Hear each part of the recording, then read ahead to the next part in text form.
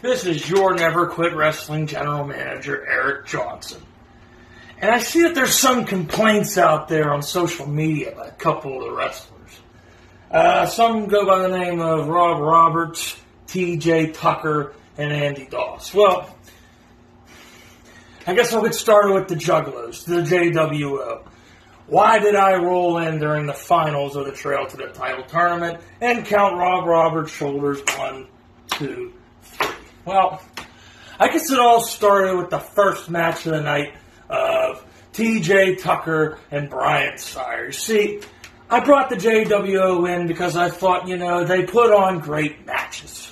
What I did not expect by the jWo was their vulgarity and their profanity while they were out there.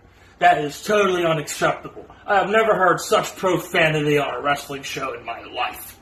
And that, I knew I had to do something about it.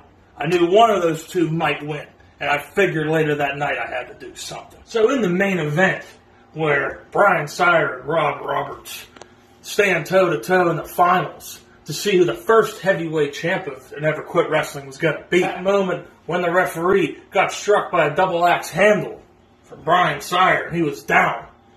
And then Sire hits a Sire effect on Rob Roberts. I knew it was my time to get in there and make sure that our first champion was somebody that we could be proud of. Somebody that I could put on a poster or on an advertisement and not have to worry about being embarrassed when I'm at sponsorship meetings. That is what I was thinking when I ran in there and went in for the cover 1, 2, 3. I should say count the pin. But doesn't matter how you say it.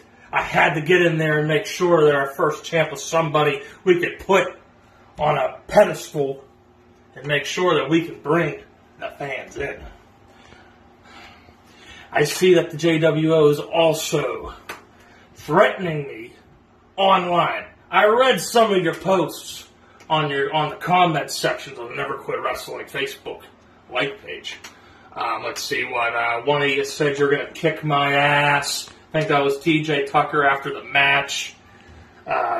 Disrespected my authority. There's one thing you're going to learn, jWo, is that you're going to learn to respect me. Okay? Yeah, I might be some young, middle of his 20s punk that's in a position of power, but that's because I earned it. You're going to respect me. I don't care how old you are. Okay, as far as I'm concerned, if it wasn't for professional wrestling, you wouldn't even have a job in this workforce. So you lay a hand on me, you will be fired. So, at the next show at Never Quit Wrestling, I want you guys to come looking a bit more formal, something more respectful, and also cleaning up the profanity and the vulgarity. Just a little bit for me. If you could do that, we can all be on the same page, jWo. And on to other things.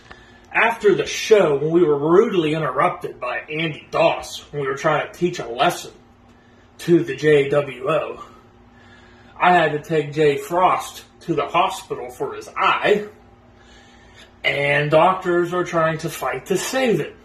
So TJ Tucker, I really hope you're proud of yourself for what you've done to the cold-blooded enforcer, Jay Frost. I hope you can sleep at night with yourself, thinking about how he's going to lose his eye, if he does. You better hope he doesn't, TJ. And speaking of Andy Daws, who I mentioned just a moment ago, who had to stick his nose where it doesn't belong after the finals of the Trail to the Title tournament, whenever I was trying to have Brian Sire and Jay Frost teach those two morons, the jWo, a lesson, he came in and interrupted a good thing going. Well, Andy Daws, if you got a problem, all you got to do is challenge Brian Sire. I'm sure he'll accept it for the heavyweight title. I'm sure he wants a piece of you. So go ahead, Andy Daws. Ask him. Ask him. And I'm sure he'll say yes. This is your NQW General Manager, Eric Johnson, signing off.